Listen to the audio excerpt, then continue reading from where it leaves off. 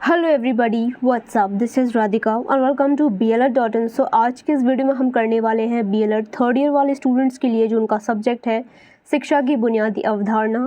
इस वीडियो में देखने वाले हैं गीजूभाई बड़ेका का शिक्षा दर्शन। क्वेश्चन रिपीटेडली आपके एग्जामिनेशन में पूछे जाते हैं। गीजूभाई जिन्होंने मॉन्टेसरी मेथड को अपनाया, उसके बारे में जाना और उसको ही यहाँ पर अपने शिक्षा दर्शन में दर्शाया। तो ये पूरा टॉपिक आज के हम इस वीडियो में पूरा कवर करेंगे। तो फ्रेंड्स, जितने भी लोग यहाँ पर चैनल को नए देख रहे हैं ज़रूर से सब्सक्राइब कर लीजिए। इस वीडियो के लिंक को कॉपी करके सारे ही फ्रेंड्स में शेयर कर दीजिए। सभी लोग लाइव जुड़ जाइए एंड हम अपना टॉपिक यहाँ पर करते हैं आगे कंटिन्यू। उसके पहले जितने भी यहाँ पर BLED के स्टूडेंट्स हैं वो अब अपनी बुक्स परचेज कर सकते हैं from BLED books online store. यहाँ पर आपको 5% का एक्स्ट्रा डिस्काउंट कूपन भी दिख रहा है, वो आप अप्लाई कर पाएंगे। एंड आपको जाकर ये जो लिंक दिया है BLED.in/store, जिसका लिंक नीचे डिस्क्रिप्शन में मिल जाएगा, वहाँ पर जाके अपनी बुक्स परचेज कर पाएंगे। सो गीजूभाई बड़ेका, जहाँ पर इनका जो जीवन परिचय हम देखने वाले हैं, एक एक करके सारी चीज़ों के बारे में डिस्कस करेंगे, इनकी पूरी फिलॉसफी, क्योंकि हम इसी वीडियो में कंप्लीट करने वाले हैं। इन्होंने जो दिया है आपका मॉन्टेसरी मेथड, या आप किंडरगार्टन भी कह सकते हैं उसको, जहाँ पर छोटे बच्चों का एक्सपेरिमेंट है। इन्होंने बहुत सारी कविताएँ लिखी हैं, पोएम्स लिखी हैं और उन्होंने बताया है कि किस तरीके से मॉन्टेसरी सिस्टम ऑफ एजुकेशन में आपको पढ़ाना है, क्या टीचर की एक जगह होनी चाहिए, क्या उसमें करिकुलम होना चाहिए, सब्जेक्ट्स होने चाहिए, किस तरीके से बच्चों को यहाँ पर पढ़ाया जाना चाहिए। तो सारी चीज़ों का डिस्कशन करने वाले हैं। तो चलिए, सबसे पहले जब एग्जामिनेशन में इनकी फ़िलॉसफी आती है लिखने को, तो आप सबसे पहले इनके बारे में लिखेंगे, इनके बारे में इंट्रोडक्शन लिखेंगे और इनका जीवन परिचय लिखेंगे। तो चालू करते हैं।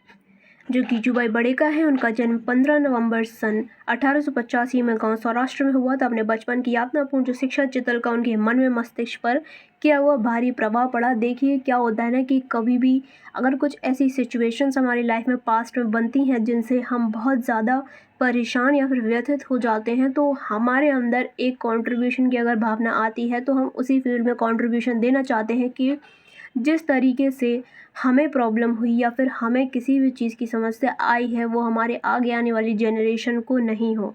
वैसे ही थे हमारे गीजूभाई बड़ेका। गीजूभाई ने अपने उच्च शिक्षा मुंबई में प्राप्त करी थी, जहाँ पर उन्होंने कानून की पढ़ाई पूरी करी थी। सन 1915 में उन्होंने श्री दक्षिणामूर्ति भवन के कानून सलाहकार बने और सन 1920 में उन्होंने बाल मंदिर की इसी भवन में स्थापना की थी, जहाँ पर वकालत छोड़कर बाल शिक्षण के लिए वो प्रयोगों की दिशा में सक्रिय हुए। तो छोटे बच्चों की शिक्षा के लिए उन्होंने क्या किया, बहुत ज़्यादा प्रयास किए, इसलिए उन्होंने मॉन्टेसरी सिस्टम पर बहुत ज़्यादा यहाँ पर ध्यान दिया है।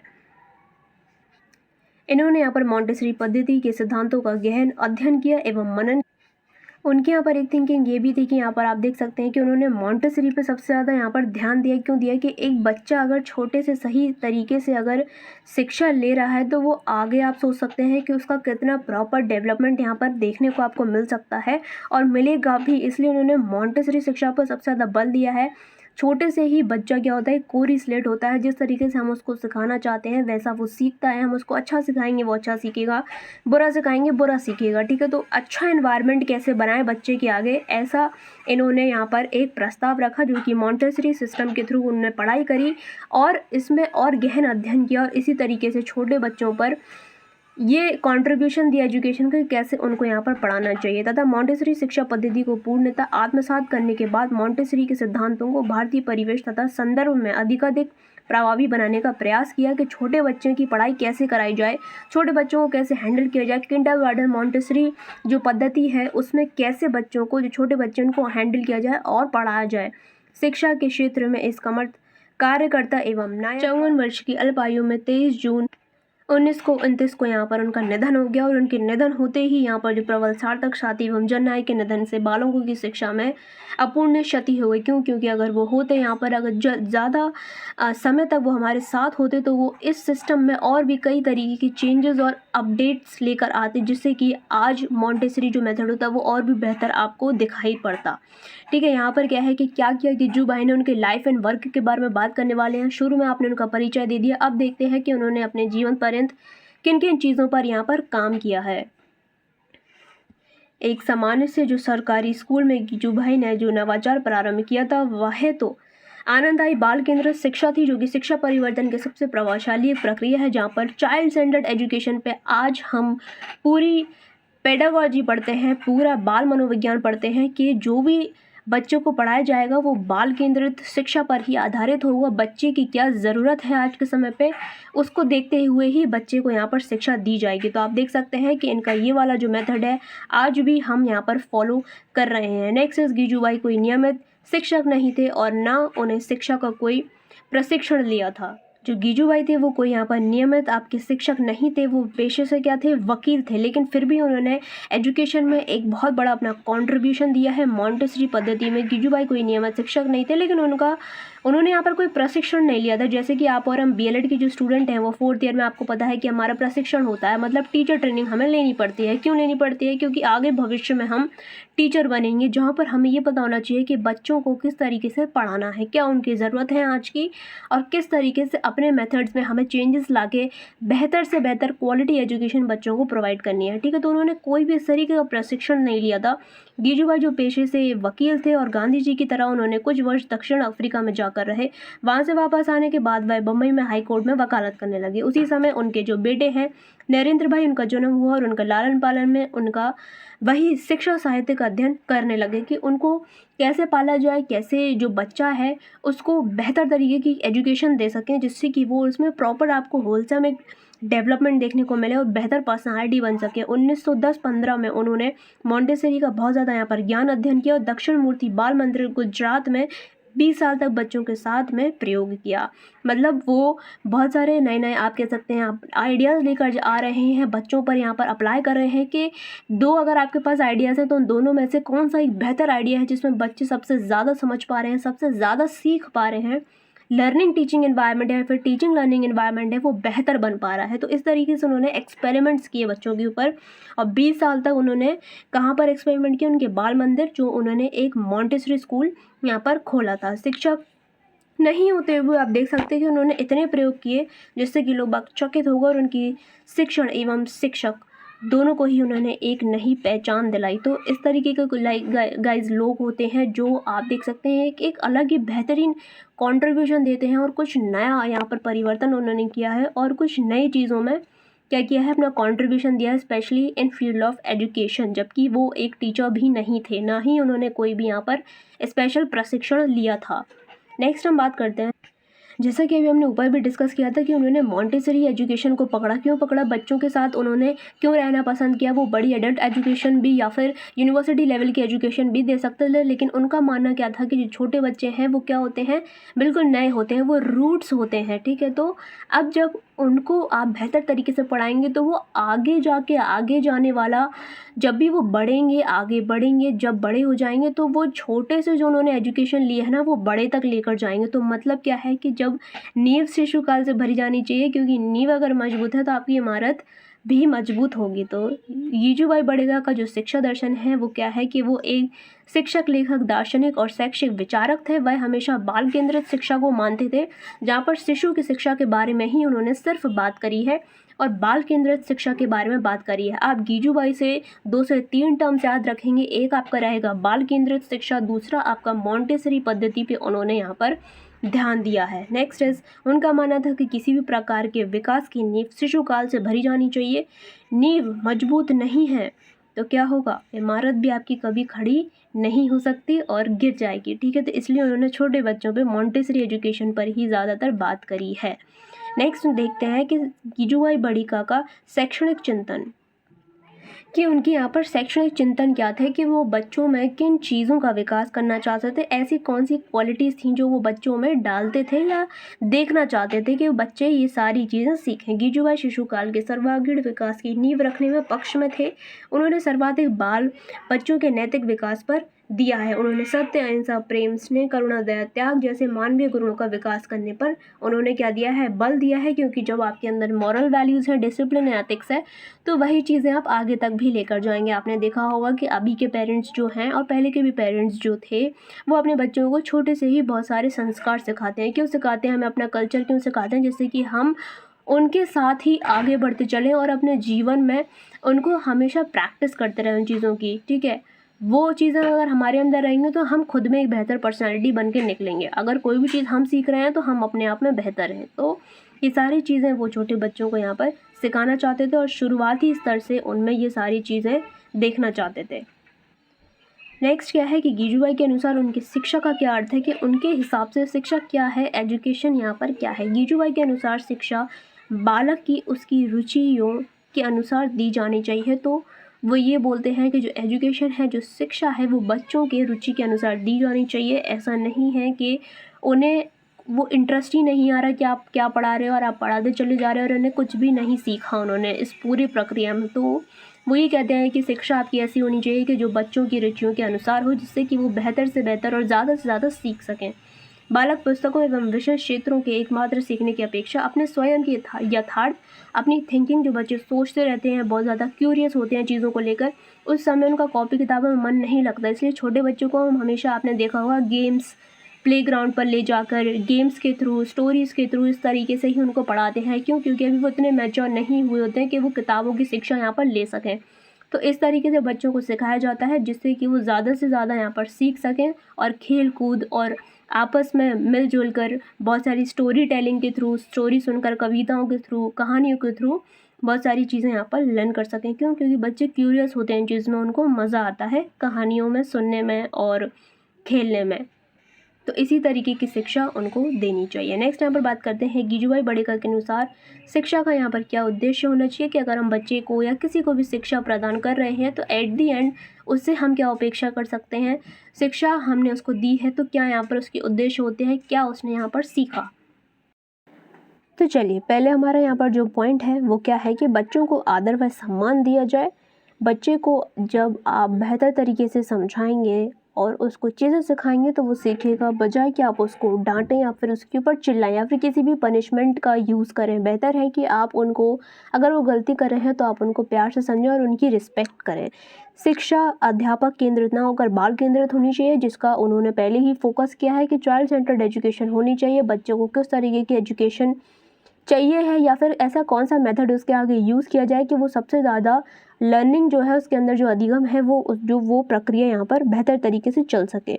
बच्चों में नैतिक मूल्यों का विकास कराना चाहिए, उनके अंदर मॉरल वैल्यूज़ होने चाहिए। बच्चों की मानसिक एवं सृजनात्मक शक्ति का भी विकास करना चाहिए, मतलब क्रिएटिविटी उसके अंदर लानी चाहिए, जिससे कि वो क्या करे, क्रिएटिव बने और अपने अंदर के पोटेंशियल्स को बाहर निकाल सके। बच्चे को निडर बनाया जाए, बिल्कुल निडर बनाया जाए। क्यों? क्योंकि जिससे कि वो आगे आने वाली अपने जीवन पर जितनी भी समस्याएं हैं उनसे वो डरे नहीं और उनको कहीं ना कहीं क्या कर सके, प्रॉब्लम सॉल्विंग की जो स्किल्स हैं उनके अंदर आ सके। तो निडर हमें बिल्कुल नहीं होना है, मतलब डरा हुआ हमें बिल्कुल नहीं होना चाहिए, निडर होना चाहिए। नेक्स्ट यहाँ पर एक और बात करते हैं, बच्चों के उसके इच्छा एवं रुचि के अनुसार शिक्षा प्रावधान की जाए, कि जो हमने अभी ऊपर पढ़ा था कि बच्चे को उसकी रुचि के अनुसार यहाँ पर शिक्षा प्रोवाइड करनी चाहिए। नेक्स्ट इज गीजूबाई के अनुसार बाल केंद्रित पाठ्यक्रम के, इसको और डिटेल में देखने वाले हैं कि जो चाइल्ड सेंटर्ड एजुकेशन उन्होंने बताई है उसका पाठ्यक्रम, उसका जो करिकुलम है वो किस तरीके से होना चाहिए। गीजूबाई के अनुसार पाठ्यक्रम के द्वारा बालकों में विविध अनुभव संचित होने चाहिए। एक एक करके हम यहाँ पर सारे पॉइंट्स को देखने वाले हैं। सो यहाँ पर जो अपना पहला पॉइंट है दैट इज, पाठ्यक्रम के अंतर्गत विद्यालय के विविध अनुभव एवं शाला की बौद्धिक क्रियाओं के द्वारा विविध अनुभव आने चाहिए। तो उन्होंने क्या, पाठ्यक्रम के अंतर्गत विद्यालय के विविध अनुभव एवं शाला की बौद्धिक क्रियाओं के द्वारा विविध अनुभव आने चाहिए। जहाँ पर उन्होंने क्या बोला है कि जो आपका करिकुलम है, उन्होंने अब ये बताया कि बाल केंद्रित शिक्षा होनी चाहिए। दूसरी बात, मॉन्टेसरी एजुकेशन पर फोकस किया। तीसरी बात ये है कि जैसे मॉन्टेसरी एजुकेशन सिस्टम है तो वहाँ पर जो करिकुलम है, जो स्कूल में करिकुलम, ऐसा क्या पाठ्यक्रम होना चाहिए जिससे कि बच्चा ज़्यादा से ज़्यादा यहाँ पर चीज़ों को सीख सके। उसकी बौद्धिक क्रियाओं के द्वारा विविध अनुभव उनका आपको करवाना चाहिए। जैसे कि यहाँ पर उनकी मेंटल आपकी एक्टिविटीज़ आप करवाएं उनको, कि बेहतर वो फ्री एनवायरनमेंट में सीख सके और उनका मेंटल डेवलपमेंट यहाँ पर हो सके, उनकी बुद्धि खुले।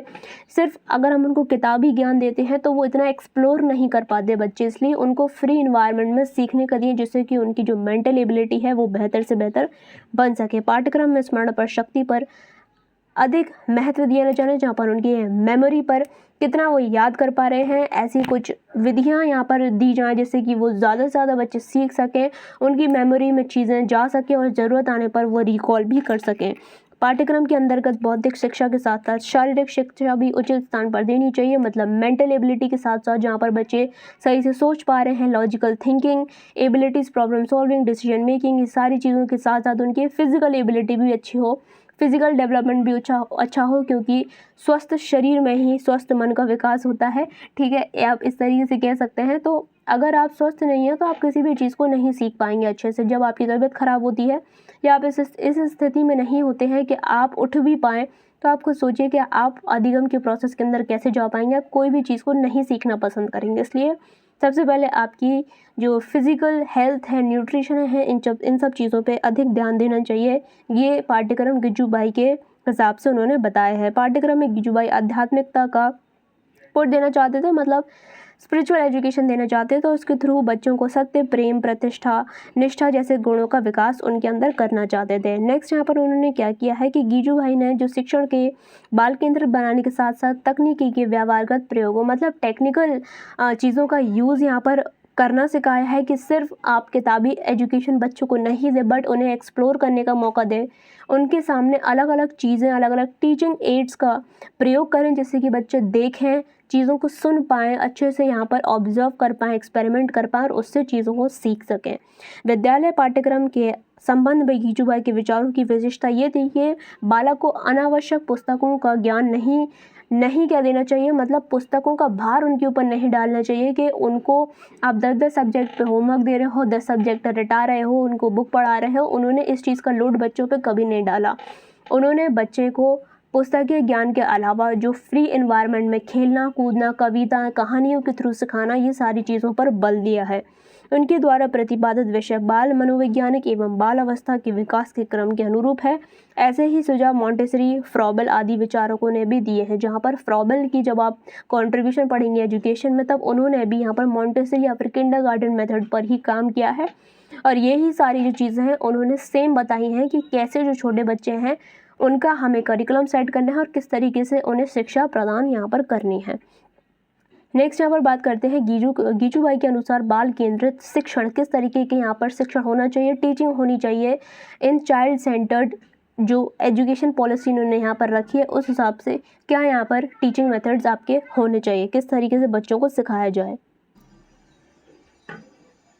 शिक्षकों के स्वभाव में संपर्क की भावना पैदा करने के लिए उन्होंने इस बात को पुस्तक में अतिशय कोमलता और सतर्कता से के साथ क्या लिखा है कि शिक्षक को शाला में, मतलब आपके जो पाठशाला है या फिर स्कूल है जहाँ पर शिक्षक पढ़ा रहा है, उसको माता पिता की भूमिका निभानी चाहिए। क्यों? क्योंकि छोटे बच्चे आपको पता है कि कितना ज़्यादा रोते हैं जब वो स्कूल जाते हैं, उन्हें बिल्कुल अच्छा नहीं लगता।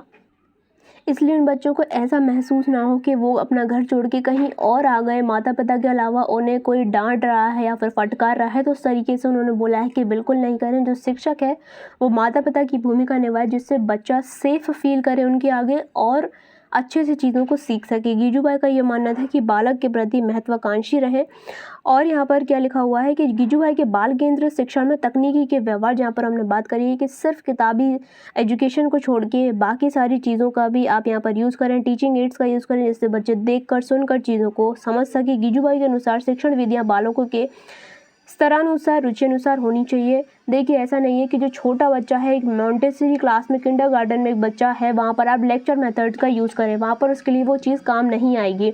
शिक्षण विधियाँ बहुत आवश्यक होती हैं किसी भी बच्चे को कोई भी चीज़ सिखाने के लिए, क्योंकि शिक्षण विधियाँ ही वो चीज़ हैं जिसके थ्रू आप उनके आगे नॉलेज रख रहे हो, उनके आगे आप अपना ज्ञान प्रस्तुत कर रहे हो। वो मेथड आपका करेक्ट होना चाहिए। यूनिवर्सिटी लेवल पर जो लेक्चर मेथड है वो बेस्ट होता है, और मॉन्टेसरी या किंडरगार्टन मेथड में हम प्ले वे मेथड का यूज़ करते हैं। बच्चों को खिलाते हैं, प्लेग्राउंड में ले जाते हैं, ठीक है, उनको स्टोरीज़, कहानी, कविताओं के थ्रू चीज़ें सिखाते हैं। अब कहानी, कविता यूनिवर्सिटी लेवल पर काम नहीं आती, तो ये शिक्षण विधियाँ हैं जो कि समय के अनुसार और स्तर अनुसार यूज़ होनी चाहिए। गिज्जू भाई ने शिक्षण की बाल केंद्रित विधियों के व्यवहारगत करके उसे अनुमोदित किया, और उसके कुछ विभिन्न विषय इस प्रकार से हैं जहाँ पर उन्होंने बहुत डिटेल में बताया है कि क्या क्या पॉइंट्स आपको ध्यान में रखने हैं छोटे बच्चों को पढ़ाते समय। पहला है गिज्जू भाई के अनुसार मातृभाषा की शिक्षण विधि। हमने कहा था कि जब रविन्द्रनाथ टैगोर की हम पढ़ रहे थे तो हमने आपको बताया था कि आप जितने भी यहाँ पर कॉन्ट्रीब्यूटर्स हैं जो एजुकेशन में जिनका कॉन्ट्रीब्यूशन है, उन्होंने सबसे पहला पॉइंट इसी चीज़ पर फोकस किया है कि बच्चे को आप उनकी मातृभाषा में सिखाएंगे। क्यों सिखाएंगे? क्योंकि बच्चा घर से सिर्फ मातृभाषा ही सीख कर आ रहा है। अगर आप उसके सामने सेकेंड लैंग्वेज रखते हैं तो वो समझ नहीं पाएगा। इसलिए बेस्ट वो कब लर्न कर पाएगा? उसी भाषा में सीख पाएगा जो भाषा वो जानता है। तो उन्होंने क्या बोला है, मातृभाषा के अनुसार ही शिक्षण विधि यहाँ पर होनी चाहिए।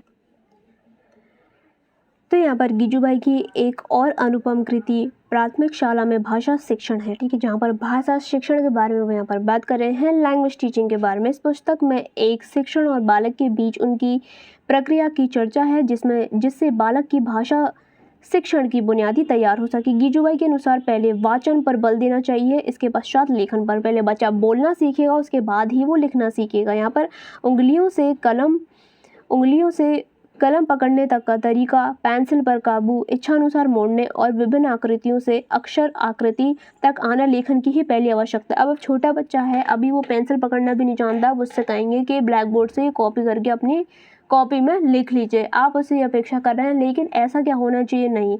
एक बच्चे को पहले आपको पेंसिल पकड़ना सिखाना चाहिए, तभी वो अक्षर लिख पाएगा। तो इसी तरीके से जब उसको काबू हो जाएगा अपनी पेंसिल पकड़ने पे, तो उसके बाद वो कई आकृतियाँ बना पाएगा, पेंसिल को अपने हिसाब से घुमा पाएगा और किस तरीके से लेखन करना है वो भी वो सीख पाएगा। लेकिन यहाँ पर पहली जो क्या आवश्यकता है उसकी, कि वो पेंसिल ही पकड़ना सीखे, तभी वो ये सब चीज़ों को कर पाएगा। तो इस चीज़ पर फोकस किया जाना चाहिए।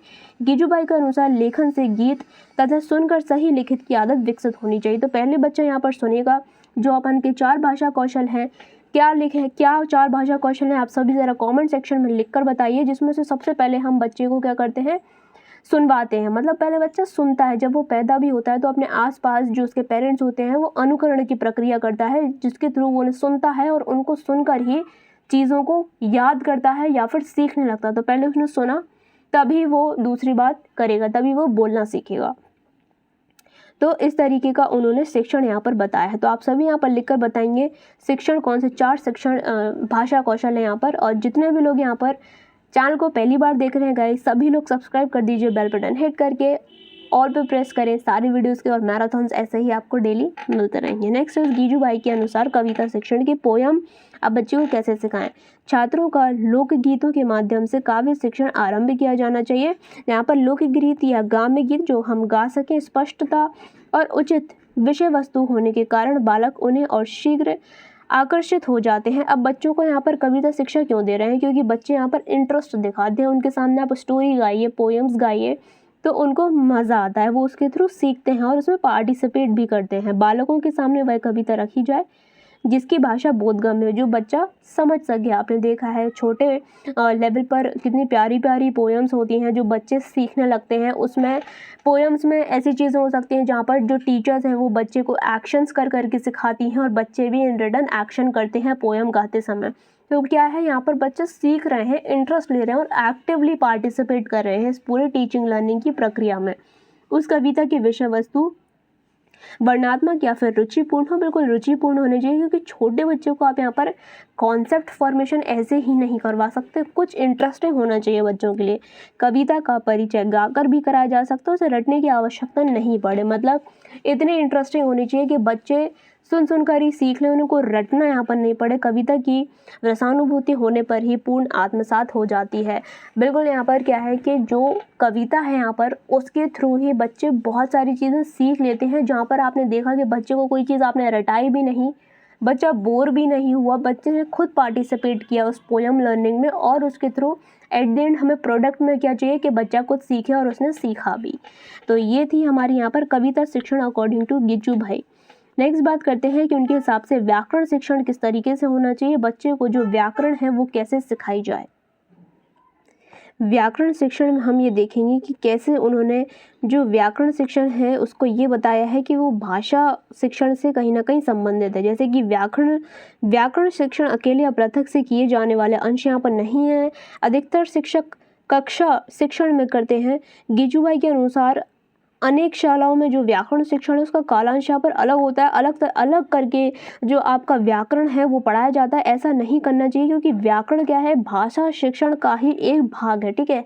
जहाँ पर हम लैंग्वेज पहले हमने सीखे, अब हम लैंग्वेज के रूल्स सीख रहे हैं कि हम किस तरीके से हमें लैंग्वेज को बोलना है या फिर भाषा को किन किन स्टेप्स के थ्रू यहाँ पर सीखना है। पाठ में जैसे संज्ञा, क्रिया, सर्वनाम तथा विश्लेषण आदि की पहचान बालकों को खेल खेल में कराई जानी चाहिए। जैसे कि आप बच्चों को को बाहर ले जाएं या फिर क्लासरूम के बाहर ले जाएं, आप उनसे ये बोलें कि आप 10 चीज़ों के उनके नाम पूछें कि उन्हें ब्लैक बोर्ड दिख रहा है या फिर कोई जानवर या दिख रहा है, कोई कुत्ता दिख रहा है, कोई पेड़ दिख रहा है, टेबल दिख रही है, चेयर दिख रही है। तो जब वो पूछें कि ये सारे, जब वो नाम ले लें तब आप उन्हें बताएं कि सब नाम संज्ञा के नाम होते हैं। तो इस तरीके से आप प्रैक्टिकल बेसिस पर बच्चों को चीज़ें सिखा सकते हैं। नेक्स्ट उन्होंने बात करी है इतिहास और भूगोल शिक्षण, कैसे हिस्ट्री और ज्योग्राफी बच्चों के आगे प्रस्तुत करी जाए जिससे कि वो बेहतर तरीके से यहाँ पर इन दोनों का भी शिक्षण सही से कर सकें। बालकों के लिए जो कहानी के माध्यम से इतिहास विषय को पढ़ाने के लिए विषय रोचक बनाया जा सकता है। अब जब बालकों को हिस्ट्री पढ़ानी है तो बिल्कुल आप कहानियों के माध्यम से ही पढ़ाएंगे। क्यों? क्योंकि उसके लिए आप चार्ट्स वगैरह यूज़ कर सकते हैं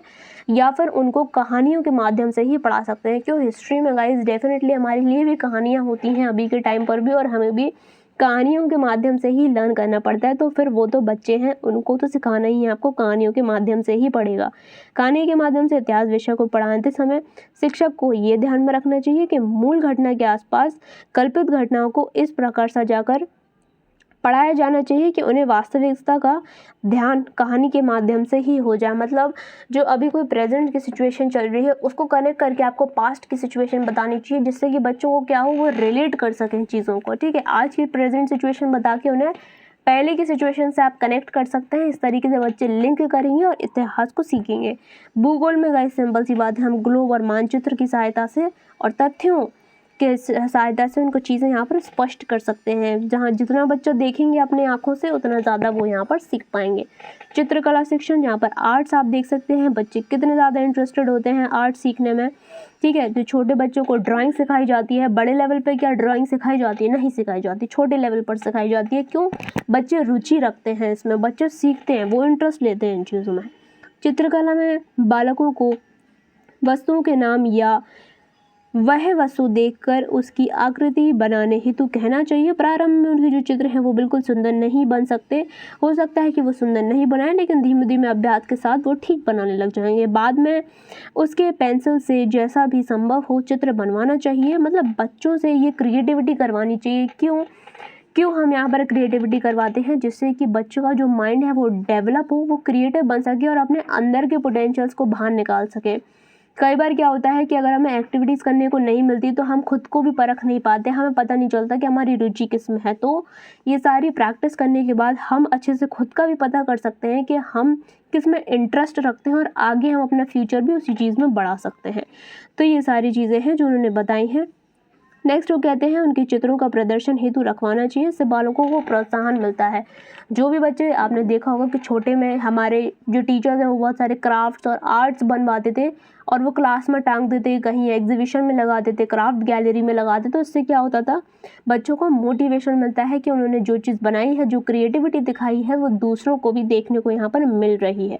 इससे क्या होते हैं, वो मोटिवेट होते हैं और आगे उस चीज़ को करना कंटिन्यू करते हैं। नेक्स्ट इज धार्मिक शिक्षा, यहाँ पर कल्चरल एजुकेशन, अपने रिलीजियस एजुकेशन भी आप कैसे प्रोवाइड करेंगे बच्चों को, वो भी हम यहाँ पर देखते हैं। गीजूबाई के अनुसार बालकों की पाठ्य पुस्तक में महान पुरुषों एवं ईश्वर के चित्र होने चाहिए, जहाँ पर उनके जीवन प्रसंगों पर कथाएं होनी चाहिए। धर्म से संबंधित गुण बातों को बालक नहीं समझ पाता है तो उन्हें कुरान उपनिषद की कहानी एवं कथाएं कही जानी चाहिए। जैसे कि हम सुनते हैं कथाओं के थ्रू अपने कल्चरल जो और रिलीजियस जो बुक्स हैं उनको समझते हैं। ठीक है, जिससे कि हम आध्यात्मिक जो एजुकेशन है यहाँ पर ले सकें, स्पिरिचुअल एजुकेशन है हम यहाँ पर ले सकें और उससे जुड़ सकें। जो हैवी बुक्स हैं जैसे कर्मकांड हो गया, श्लोक पाठ हो गया, धार्मिक पुस्तकें हो गई, इनका अध्ययन हम बाद के लिए छोड़ सकते हैं क्योंकि वो बच्चे नहीं समझ सकते। उनको हम कहानियों के थ्रू ही ये सारी चीज़ें समझा सकते हैं जिससे कि वो अपने रिलीजियस और कल्चरल बैकग्राउंड से यहाँ पर जुड़ सके। नेक्स्ट है गीजू भाई के अनुसार खेलकूद। गीजू भाई के अनुसार नियमित समय पर खेलने कूदने हेतु बालकों को मुक्त किया जाना चाहिए। खेलने कूदने का अर्थ खेलना कूदना तथा मौज भरना है। इसमें हारने जीतने का कोई महत्व नहीं होना चाहिए। जीतने वाले को पुरस्कार आदि के वितरण से बालकों में हीन भावनाएं जागृत हो जाती हैं।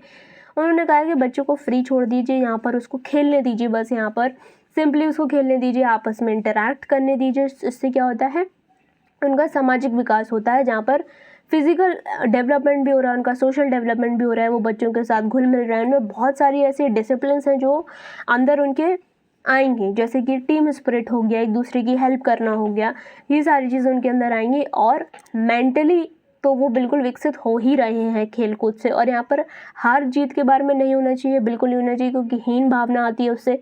कोई बच्चे ने अगर अच्छा कर दिया, उसको ट्रॉफी दे दी, तो जो बच्चा हार गया है वो कभी कभी क्या होता है, डिप्रेशन में चला जाता है और बहुत सारी चीज़ें सोचने लगता है। तो उन्होंने कहा ये सब अभी नहीं करना है आपको, मॉन्टेसरी लेवल पर सिंपली बच्चे को खेलने देना है और उसे एक्सप्लोर करने देना है।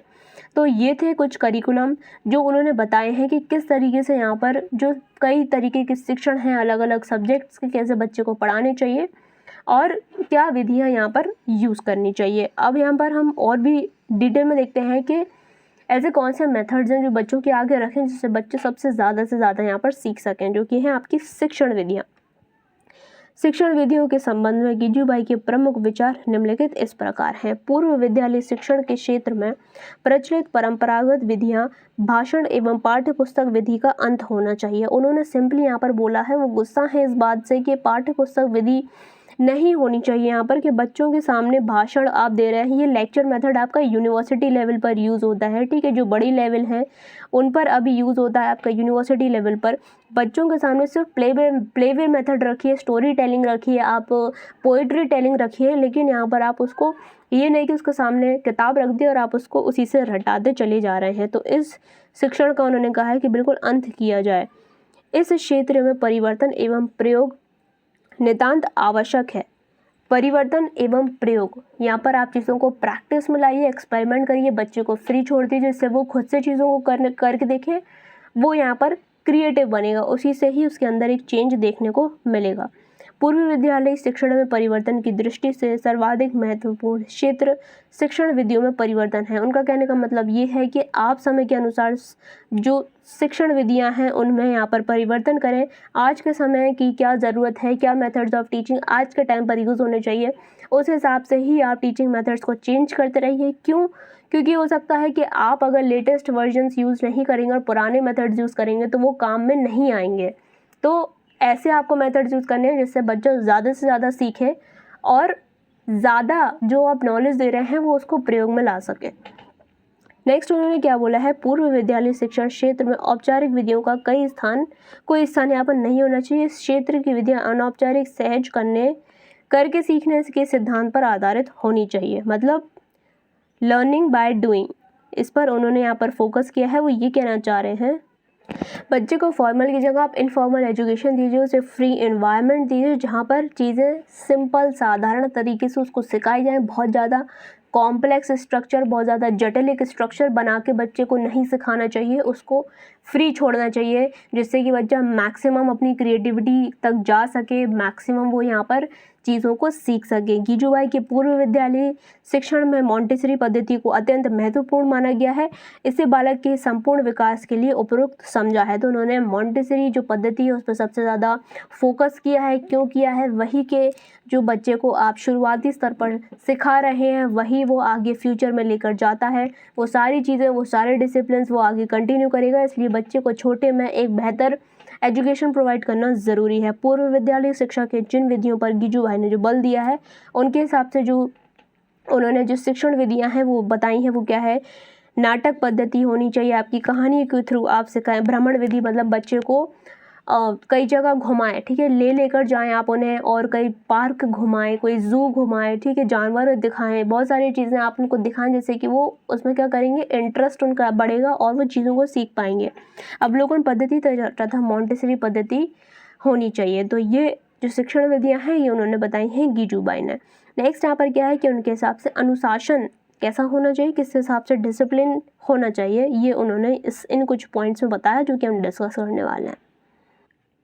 उन्होंने इन पॉइंट्स में बात करी है कि कैसा और कैसा नहीं यहाँ पर डिसिप्लिन होना चाहिए। तो पहला है, बालकों के अनुशासन के विषय में गिजुभाई इस प्रकार सोचते थे, वस्तुतः हम हमारी मान्यताओं को बालक पर लादने के लिए, इनाम एवं सजा देने के लिए दमनात्मक साधनों का प्रयोग करते हैं। बालकों के मन में ये स्थिति जेल की प्रथम सजा जैसी है। मतलब वो ये कहना चाह रहे हैं कि हमने जो अपने रूल्स बना लिए, जो रूल्स एंड रेगुलेशंस बना लिए, वो बच्चों के ऊपर थोप रहे हैं। उससे क्या हो रहा है कि बच्चों का दमन हो रहा है, यहाँ पर उनकी जो बुद्धि है ना वो कहीं ना कहीं नीचे बैठती चली आ रही है। क्यों? क्योंकि वो फ्री फील नहीं कर रहे हैं, वो बहुत दबाव में पड़ रहे हैं। एक बहुत ही स्ट्रिक्ट एनवायरनमेंट उनको यहाँ पर अगर दिया जा रहा है तो वो फ्रीली कभी भी पढ़ नहीं पाएंगे, वो फ्रीली कभी भी चीज़ों को सीख नहीं पाएंगे। ठीक है, यहाँ पर सीखने की कोई प्रक्रिया नहीं चलेगी, सिर्फ दबाव वो महसूस करेंगे और चीज़ों को ज़बरदस्ती करने की कोशिश करेंगे। यहाँ पर इनाम और सज़ा, पनिशमेंट और रिवॉर्ड्स को भी उन्होंने यहाँ पर मना किया है कि आप इस तरीके का कोई भी तरीके का दबाव उनके ऊपर नहीं डालेंगे। आप उनको इस तरीके से सिखाइए कि हर बच्चा सीखने की खुद से कोशिश करे। ठीक है, ना कि इसलिए कि उनको टॉफ़ी चॉकलेट मिलेगी या फिर इसलिए कि उनको डंडे से मारा जाएगा। तो उनका कहना यहाँ पर ये था। नेक्स्ट पॉइंट में वो क्या कहते हैं, दंड के भय से तभी तक अनुशासन रहता है जब तक दंड का भय स्थिर होता है।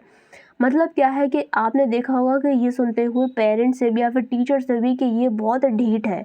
ढीठ का मतलब यहाँ पर क्या होता है कि उसको कोई फ़र्क नहीं पड़ता कि उसको चाहे जितना भी मारा जाए या फिर जितना भी डंडे से हाँका जाए। क्यों? क्योंकि यहाँ पर उसमें वो डर ख़त्म हो गया है कि उसको किसी भी प्रकार का दंड मिलेगा या पनिशमेंट्स मिलेगी, क्योंकि उसको इतनी मिल गई हैं कि अब उसको कोई फ़र्क ही नहीं पड़ता। तो वो यही बोल रहे हैं कि दंड का भय स्थिर रहता है, जैसे ही दंड का भय चला जाता है अनुशासन वहीं समाप्त हो जाता है। तो उसमें कोई अनुशासन नहीं रहता, दंड का भय स्थिर नहीं रह सकता, अतः अनुशासन बालकों पर बहुत समय तक लागू आप नहीं कर सकते। तो इस तरीके से उनको डिसिप्लिन नहीं सिखा सकते कि आप उनको मार रहे हैं या फिर उनको किसी भी तरीके की नेगेटिव पनिशमेंट्स आप दे रहे हैं। ठीक है, अगर पनिशमेंट्स वो आप एक बार दोगे, 2 बार दोगे, 3-4 के बाद वो उसकी आदत हो जाएगी और फिर वो कभी वापस डिसिप्लिन में नहीं आएगा, ना ही वो सीखने की कभी कोशिश करेगा। माँ बाप तथा शिक्षण इस बात को समझ लें कि मारने या ललचाने से जो देखिए बालक है ना, यहाँ पर सिंपली उसकी सारी ही पढ़ने की इच्छा, सीखने की इच्छा सब खत्म हो जाती है। अगर आप उसको लालच दे रहे हैं क्योंकि उसको इतना पता है कि उसको एक टॉफ़ी चॉकलेट मिलेगी, सिर्फ इसीलिए ही उसको पढ़ाई करनी है। ठीक है, इसीलिए ही उसको अपना होमवर्क कंप्लीट करना है, और अगर उसने नहीं कर रहा है, वो ज़ोर ज़बरदस्ती में किसी के प्रेशर में आके होमवर्क कर रहा है, क्यों? क्योंकि कल उसको डंडे गलेंगे। तो इस तरीके की जो एजुकेशन है, जो डिसिप्लिन है, इन्होंने बिल्कुल मना कर रखा है कि आप ऐसे बिल्कुल नहीं सिखाएं।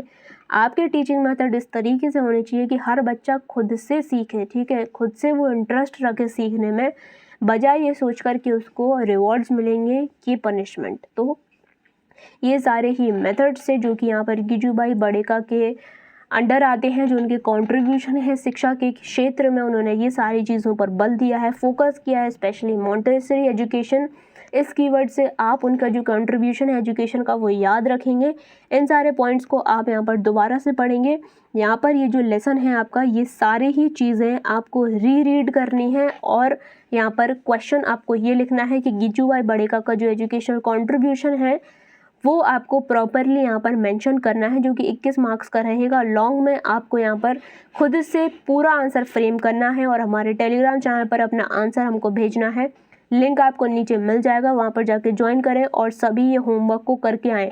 गिजूभाई बड़ेका का पूरा एजुकेशनल कंट्रीब्यूशन आप लिखेंगे हिंदी में, सारे ही इन पॉइंट्स को ऐड करेंगे, किस तरीके से आंसर राइटिंग करनी है। ऑलरेडी वीडियो बना चुके हैं, आपने वीडियो नहीं देखा तो डिस्क्रिप्शन में उसका लिंक लगा है, जाइए और इस वीडियो को देखिए और इसका आंसर लिख कर लाइए। अगर आप आंसर यहाँ पर नहीं लिखते हैं तो इस तरीके की क्लासेस हम बंद करनी पड़ेंगी हमको, सीरियसली, क्योंकि कोई फ़ायदा नहीं है अगर आप चीज़ों को नहीं सीख रहे हैं अगेन। एंड अगर आप प्रैक्टिस करेंगे तभी आप अपने एग्जामिनेशन में अच्छे से परफॉर्म कर पाएंगे, इसलिए आपका पढ़ना यहाँ पर ज़रूरी है। तो डेफिनेटली आप ये चीज़ को करके आइए।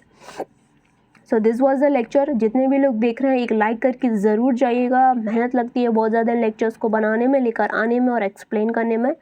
सो आई होप ये आपके लिए यूज़फुल रहे होंगे। अपने फ्रेंड्स के साथ इसको ज़रूर शेयर कर दीजिए। नेक्स्ट आपको कौन सा टॉपिक चाहिए ये आप नीचे कमेंट सेक्शन में हमको बता सकते हैं। नेक्स्ट एंड वंस मोर, और बेहतर स्टडी के लिए आप यहाँ पर बुक्स ले सकते हैं। आपको 5% का एक्स्ट्रा कूपन डिस्काउंट कोड दिख रहा है, आप बिल्कुल लगाएंगे तो आपको एक्स्ट्रा डिस्काउंट मिल जाएगा। आप इस लिंक पर जाएंगे ना, यहाँ पर बुक परचेज कर सकते हैं, अदरवाइज आप हमको व्हाट्सएप भी कर सकते हैं, नीचे नंबर गिवन है। So this was the video, I hope आपको ये पसंद आया। ऐसे ही मिलते हैं हमारे नेक्स्ट वीडियोस में। Till then take care, all the best everyone and bye bye.